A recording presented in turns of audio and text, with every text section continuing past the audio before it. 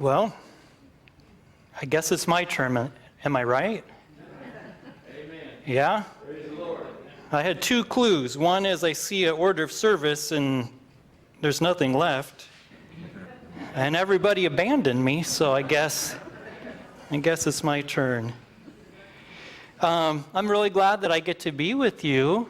My name is Scott Haakenson. I'm working at our conference office, and I get a couple roles there. Stewardship is one, and trust services or planned giving, and then also development, so helping to raise money like for Sunnydale Academy.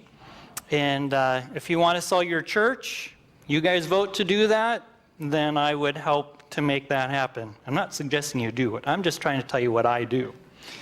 So I'm going to talk about a couple of these things before we get into the sermon.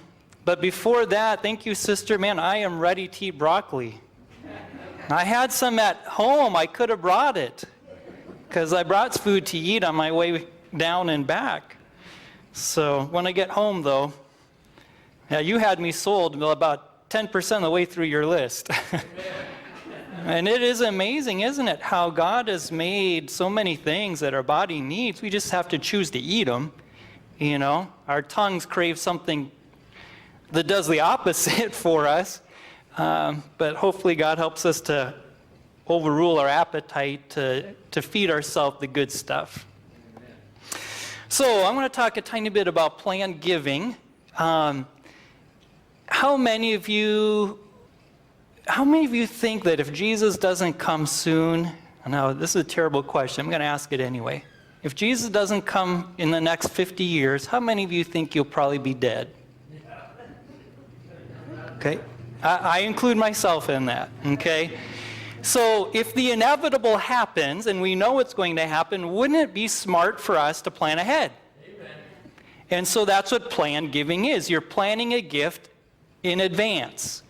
And so if I take my jacket off and I try it on every one of you, how many people you think are going to fit my jacket?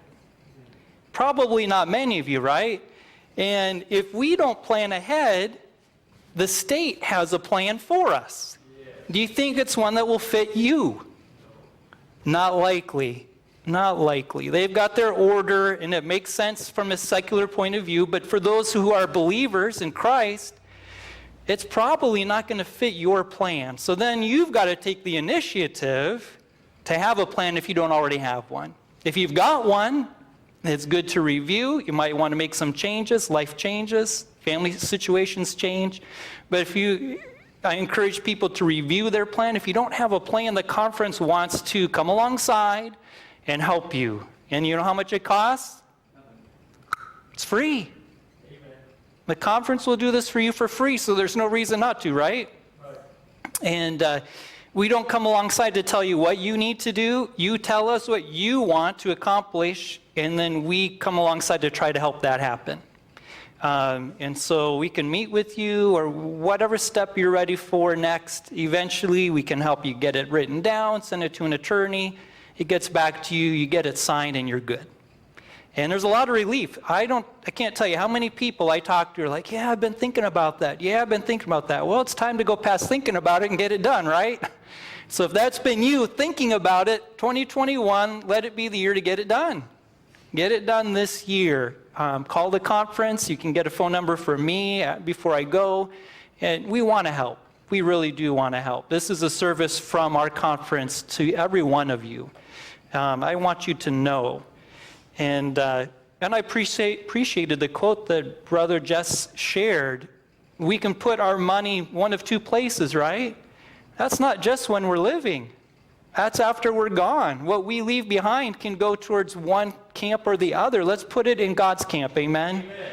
And it's fine. We want something to maybe help our kids, but let's make sure we're giving it to our kids and they're going to use it for God's work. You know what I'm saying?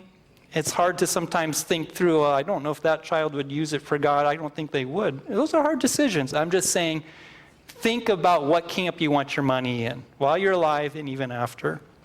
And we want to help. I want to talk about an offering, because lots of times we we take up offerings, and I'm not always sure people know like how important they are. And so I want to kind of highlight one for us today. And that is combined youth ministries. Who here can tell me what combined youth ministries, when you give to that offering, where does that go? What does it help with? Anybody here answer that? Camp Heritage, educational system throughout the Iowa Missouri Conference, Sunnydale Academy. A plus. Good job. 3-part answer, you got all 3 parts right. You know, a lot of people don't know that. As they go around, a lot of people don't. And so I'm going to tell you a little bit of why I think this is important. As I look around churches, I've noticed that the minority of people in the church are under 50. Pretty much every church I go to. So, do you think it's kind of important that we get some future workers trained now? We need it. We need it. We got a great message, right? And Jesus said, the harvest is ready. We don't have enough laborers, so do what? Pray that God will send laborers. Well, let's get some laborers trained. And so if we're going to have young people trained, it's going to take ministries that minister to them. And those ministries require funds, just like every ministry requires some money. So I want to tell you just a little bit about some of these. Would you say that our world is getting further from God's plan? Further from Scripture? Yeah, it's true for public schools too. A teacher shared with me once that in kindergarten they're starting to teach LGBTQ.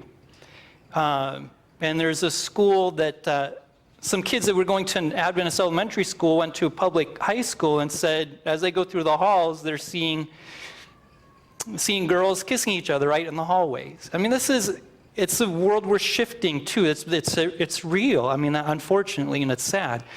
But we want to raise up kids that are getting a biblical perspective in education. And so elementary kids, if I'm a dad of quite a few kids now, some by adoption, and we raise them in my home, my wife and I, to be biblically minded young people. And then we bring them to church where they get more of that and it's reinforced. But in a world as crazy as ours, don't you think it would be even better if besides just those two, we can put them in a school where it's also reinforced instead of undoing what we've been teaching? And so Christian education, elementary education is so important today. It's so important. And so when you give to this offering, you are helping.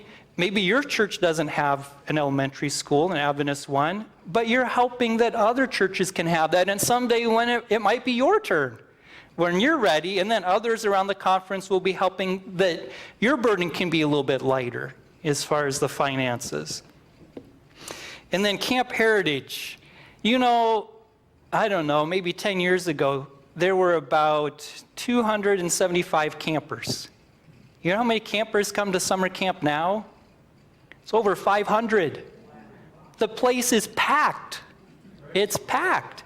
And these kids are getting to know Jesus. And our camp, they want kids to have fun, but our camp isn't about them just having fun.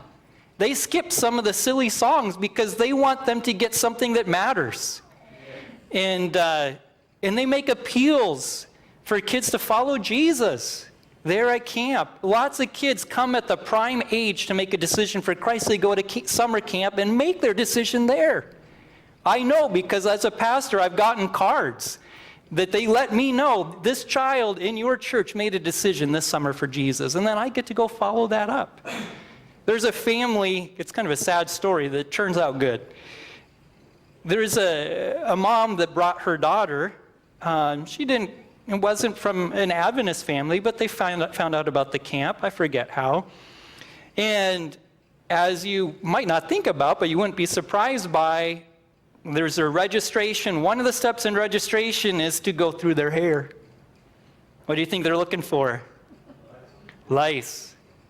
Guess what they found in this girl? Lice. You can imagine as a mom maybe how embarrassing that would be and how disappointed your daughter would be and how sad that moment would be. You go, she's so excited about camp and she can't come. Well, there was family camp a number of weeks later. They took care of the lice problem, and their only option to get her at the camp is for them to come during family camp. Now the whole family comes. And they learn about God, they learn songs, they are challenged to have family worship, and they are so excited with what they've learned. And they're like, this is something that we're going to be doing every summer, bringing our family here. Don't you think that's an important option, an important ministry? Amen. It is, and when you give to Combined Youth Ministry, you're helping that ministry. And I have to talk about Sunnydale. I worked there 5.5 years, so bear with me. I got to be the evangelism leader there as they started their evangelism program. We don't need kids just to be faithful. We need kids that will be taking the message to the world. Yes. I don't want them just to be in church. I don't want my kids to only be in church. I want them to be in church and leading other people to Christ. And Sunnydale has a mission to do that. And part of it has been overseas. Some of it has been here. My son came as a sophomore, I think, to help with rebuilding after your tornado that went through here. Sunnydale sent a group, I think, more than once. And so we're trying to teach them to serve. Our world's a pretty self-absorbed world, isn't it? And at Sunnydale, we're wanting kids to learn to serve, that other people matter. Don't just think about yourself. We're also teaching them to be ministry-minded. When we've gone over to India, the people there that we're going to are like 98% of the population is Hindu. They don't really know anything about Jesus. And we get to go there and be, I think, awesome to have the chance to be the first one to tell them about Jesus. I mean, what a great privilege. And so our kids go there. And God works through them. I remember a girl very distinctly. At the end of the meeting, 2 weeks of preaching to the Hindu people, she had a couple hundred people showing up in her tent every night. And at the end of it, people decided to be Christians. And it's a miracle, really, year by year. And she said at the end of it, Pastor Scott, what? God used me. And as if one time wasn't enough, she said, God used me. And then she had to tell me one more time, God used me. That's what Sunnydale was about, is helping young people while they're there to learn that God can use them. To take the gospel to the world, to their community, to serve. That's what it's about. And God has been showing that he can use young and old. There was an 8th grade kid. His dad went on the mission trip. He wanted to go. He preached. 8th grade boy. More people were baptized in his meeting than any other meeting. The next year, a 7th grader wanted to go because his dad was going. My son was a 7th grader.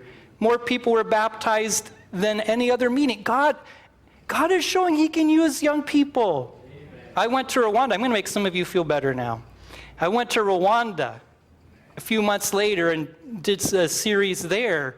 And in our group, what do you know? It was the oldest person there. It's a lady in her 70s that she had the most baptisms. And the numbers aren't so much important as just to indicate that how God can bless and he can use each of us, young and old. Young people go on a mission trip.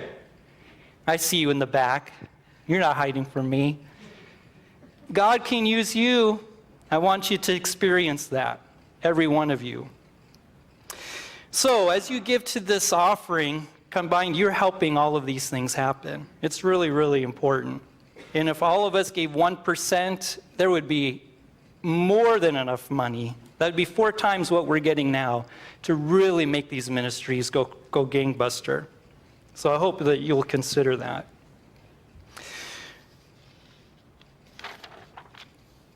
So today, I want to talk about a passage that I think almost all of us, for maybe our whole life, have seen wrong. And I hope that before the sermon's done today, that you'll see it in the context of the Bible, not just in its proof text that we often do.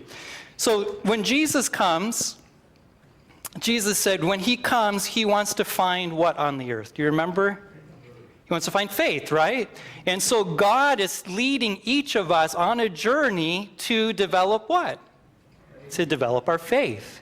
And so he has got lots of avenues to do it. One is like this girl I told you, God use me, God use me. That was a faith experience. And these kids that go on the mission trips, especially the ones who preach, they have an experience with God themselves. They go to a village in a foreign place, and it's just them and their translator and God.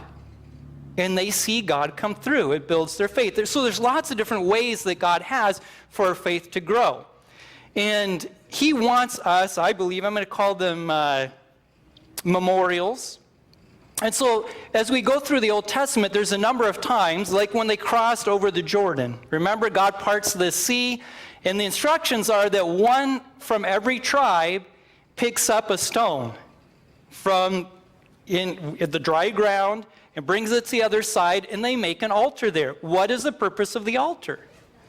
They remember what God has done for them. Amen. That's the purpose. And God is wanting us to have a collection of these memorials so that when life is hard, we can remember those times where God has led.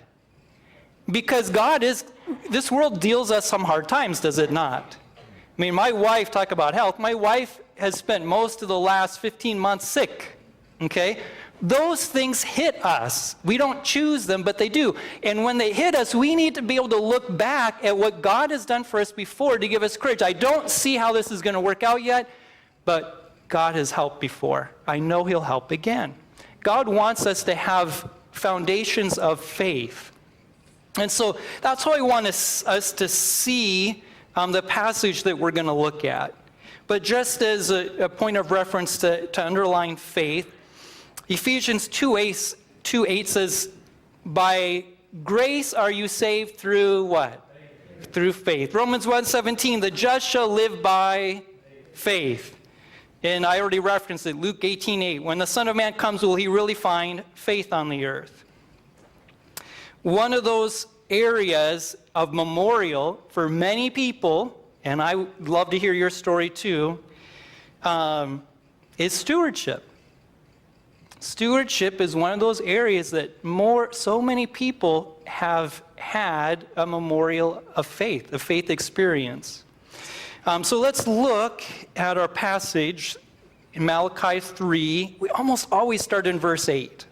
We have to back up. We have to back up. So we're going to start with verse 7.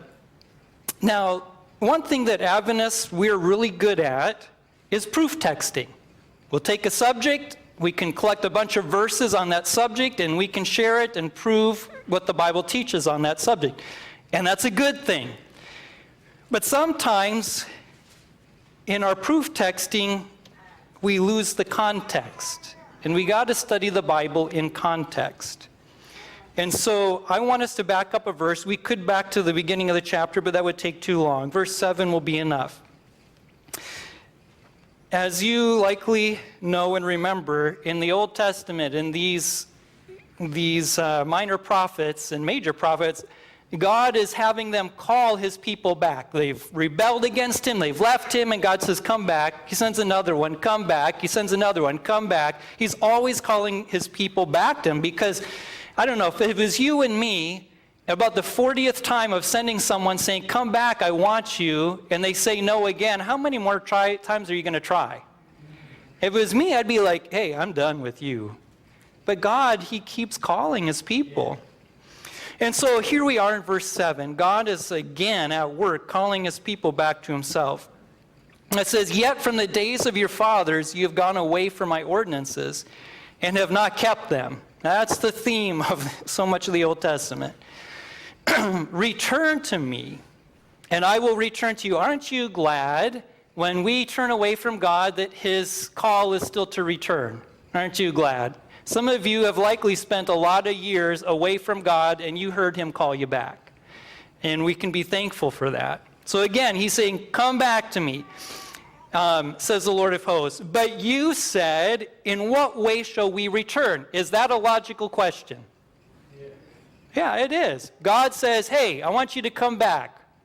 Okay, God, how do you want me to come back? I'm so far from you, I don't even know how to get back to you. How do I get back?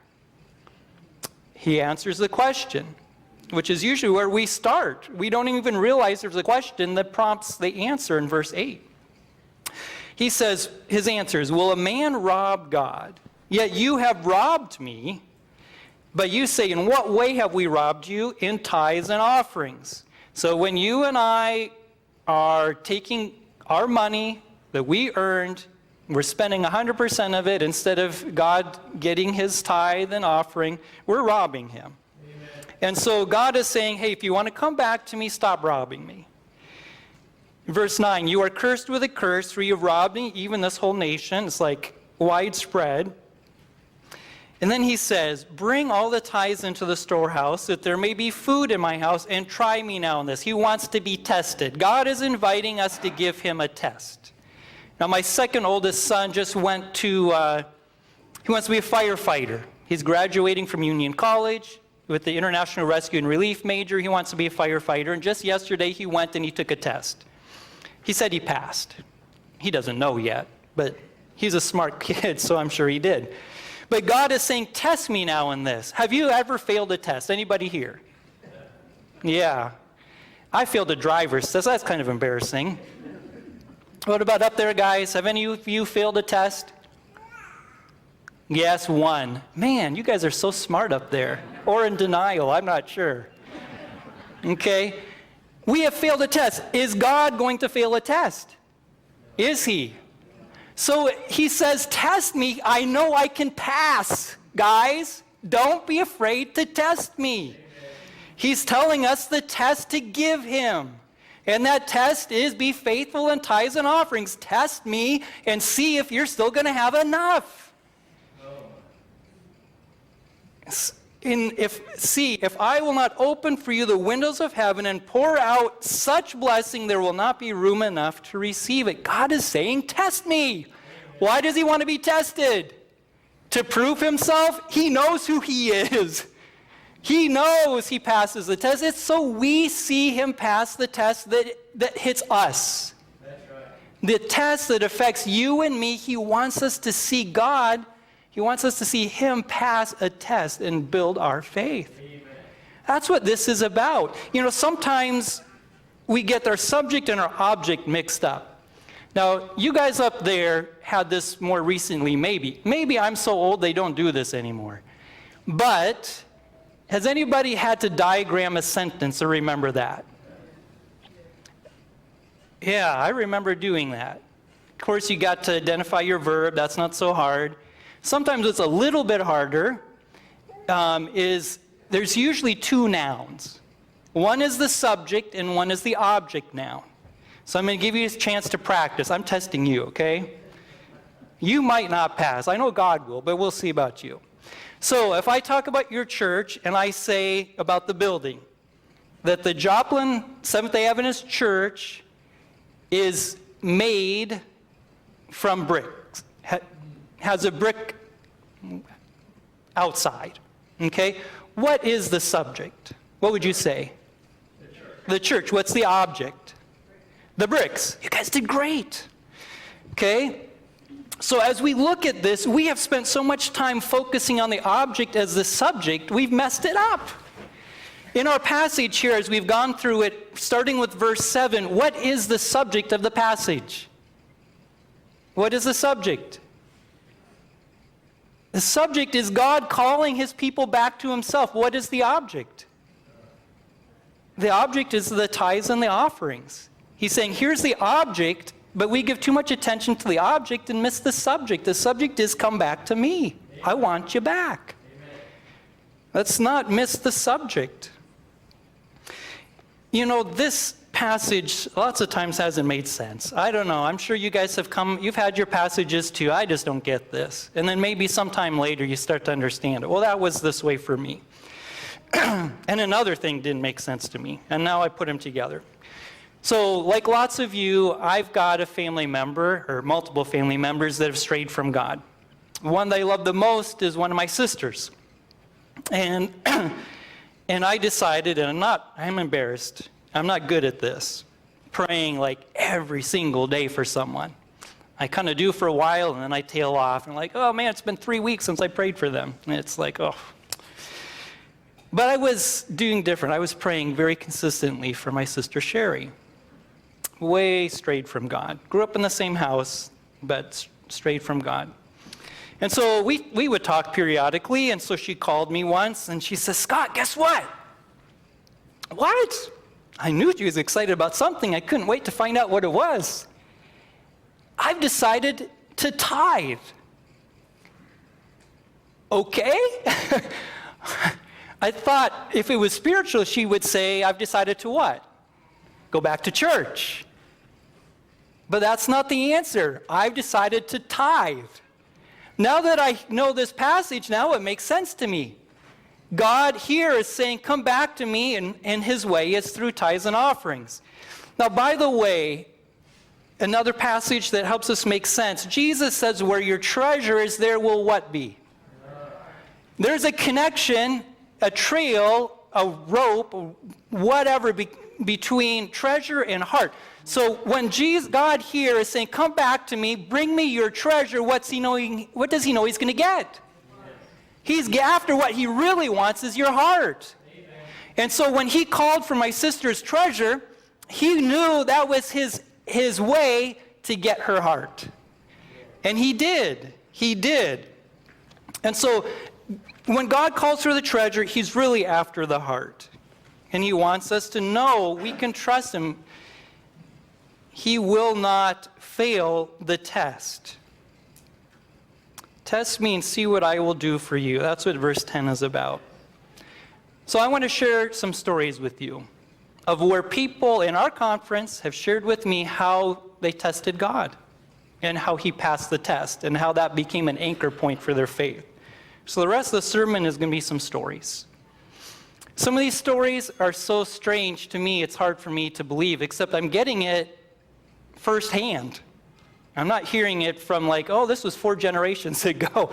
These people saw it with their own eyes. So there's a man in kind of south central Missouri, and he was a truck driver.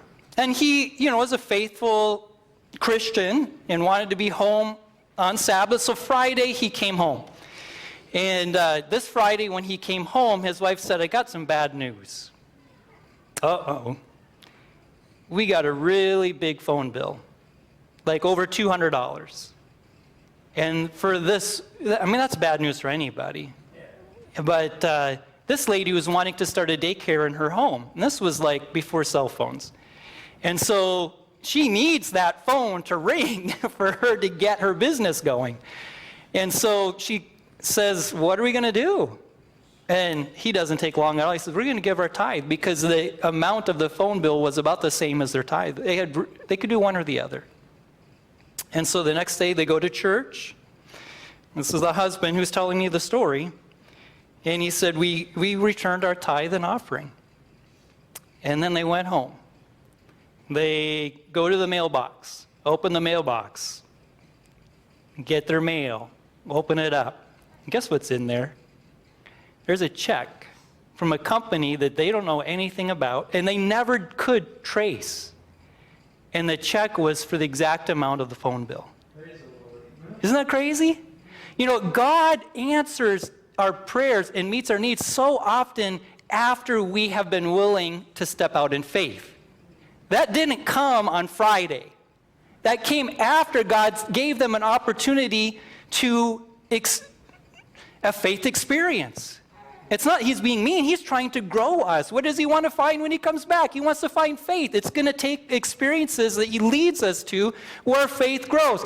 This family is telling a story that happened decades ago because it still means something to them. That's a memorial stone. And there was a man in northern Iowa. And it's not just Adventists that teach tithing. He wasn't an Adventist yet. He was a Lutheran, and his Lutheran pastor taught the church about tithing. And so, he listened, and he kind of was grumpy about it.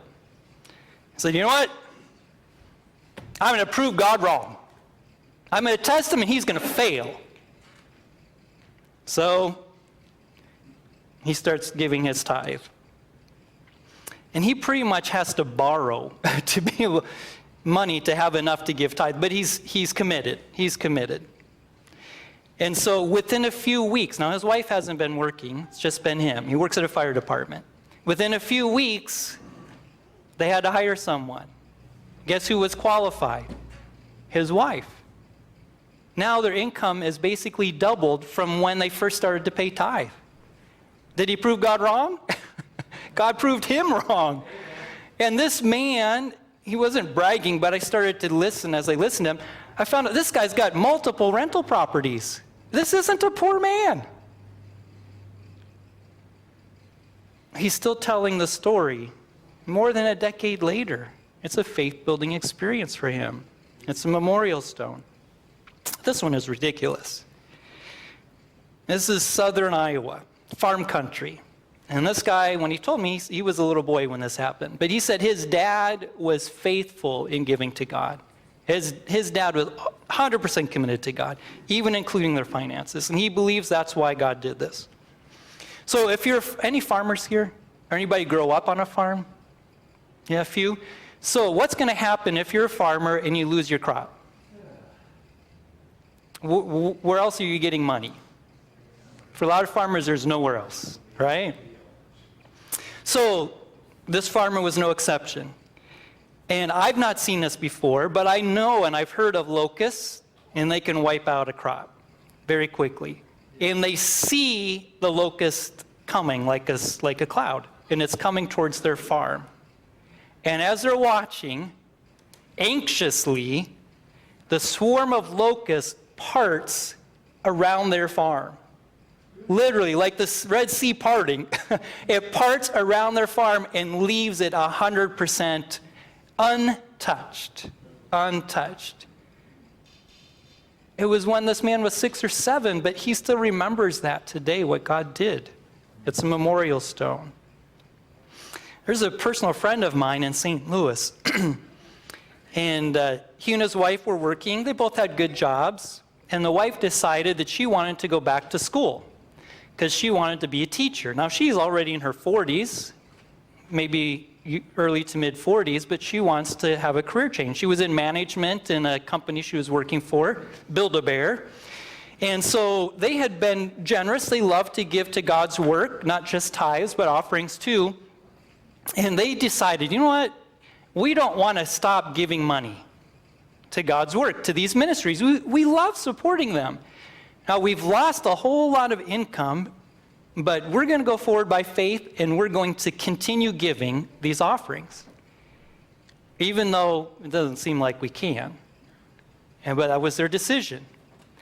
You know, well, within a few weeks or a month or whatever, he always got some bonus checks for his work, but his bonuses grew, and they were the biggest bonuses he'd ever had. Now they could afford this offering they had been so excited to give God, and they didn't want to quit. Those big bonuses, you know how long they lasted? The whole time his wife was in school. As soon as she was working as a teacher, they dried up. God was showing them, hey, I got this. I'm so glad you want to keep giving your offering. I've got this. You can do it. And he rewarded their faith with that experience. And for me, hey, pastors have their faith tested too, because God wants all of us to be growing, right? And so my wife and I, we decided from when we first got married, we would give tithe. I mean, we'd all been doing that before we got married, and we would give 5% offering.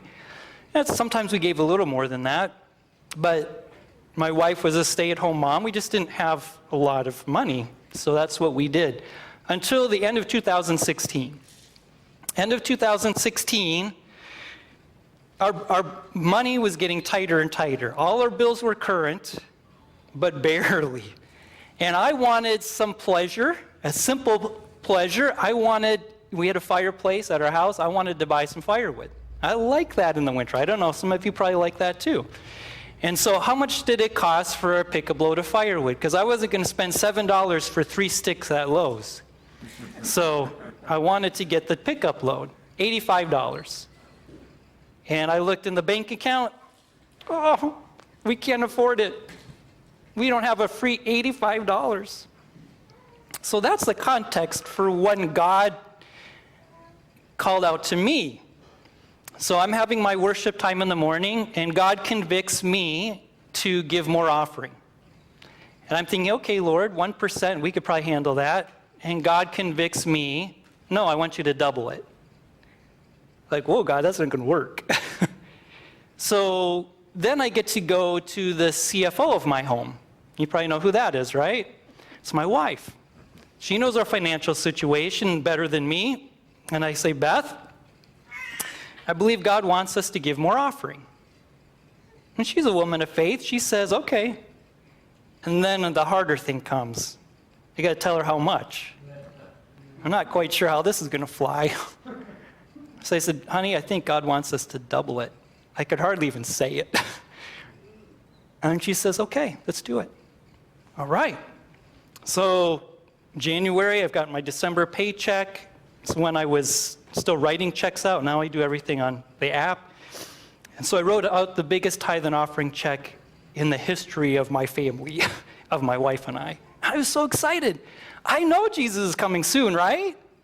And it takes money for the ministries to take the gospel to the world. I'm excited that I can be giving to more ministries, more money. And so I write it out, put it in. I'm excited. It's about a week later. Driving. And it's a really, really, really cold January day. It's way below zero wind chills. And I see this big box bounding towards my lane. It's a divided highway. It's between the highways. It's bound, and I see how fast it's going. I said, this thing's empty. So I could have slammed on the brakes, but I said, no, I'm not going to do that. And I hit it, or it hits me. We hit each other. Next thing I know, I'm hearing some noise. And my front bumper now is on the ground, and it's scraping the ground. So I pull over, I rip it off, throw it in the trunk. So guess what? To get that fixed, what's it going to cost me? My deductible, $500.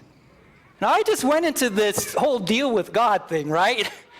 And I'm thinking, God, I really thought there was extra $500 coming to me, not an extra $500 going out. This is really not the way I read this. But you know what? Lots of times God tests us, doesn't he? Amen. Not to be mean, but to grow our faith. God was testing me. And so we kept going the next month. Somehow we managed to pay that deductible. God didn't make us rich. We're not to be faithful to do this to be rich. What I'm saying from my experience is at the end of the year, after doubling our offering, guess what I got to buy when winter hit? I got my firewood. There was enough money for some firewood. Even though we'd been giving more to God than we'd ever given before. God was taking care of us. And we're doing better financially than we've made more progress since testing God in this than we ever have financially. But it's not about getting rich. It's really just about being faithful and seeing what God will do. I'm going to end with one more story. It's an important one. So when we moved to Des Moines, we bought a house that needed a little work. It needed some new siding. And so I found out that there was an Adventist guy in the Spanish church that did siding. That was his business. So I invited him over, and he checks it out. He's working on a bid. And then we start talking in the driveway about, guess what? We end up on stewardship. I don't know how we got there, but we did. And so he tells me his story. And he said, when he was going to church, 10 years before, something, the offering plate would go by like it did today. He would get out his wallet, he would see what he had inside. If there was a 5 or a 10, he could put that in. If all he had was a 20, he said, too much. And he said and then he said his pastor taught him about tithes and offerings. And so he decided, he was going to go. He was going to do this. And he told me, last year, I gave $10,000. Now, that wasn't the important thing. What he said next was the important thing. He says that my heart was happy.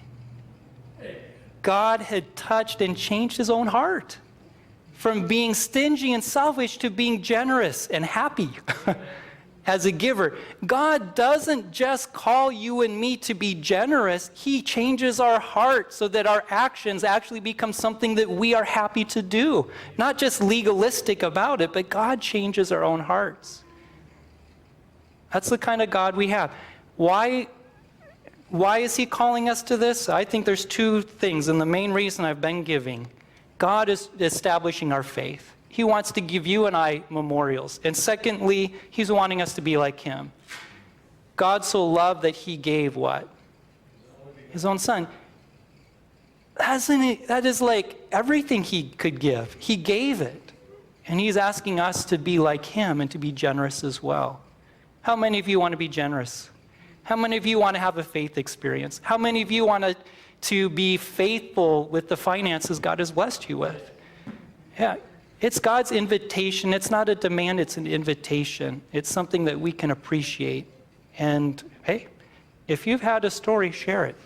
Share it with someone else. It may be what I can share with another church with your permission, or that you can share it with someone here to be an encouragement, or for you just to remember for yourself when life is hard, go back to your memorial stones.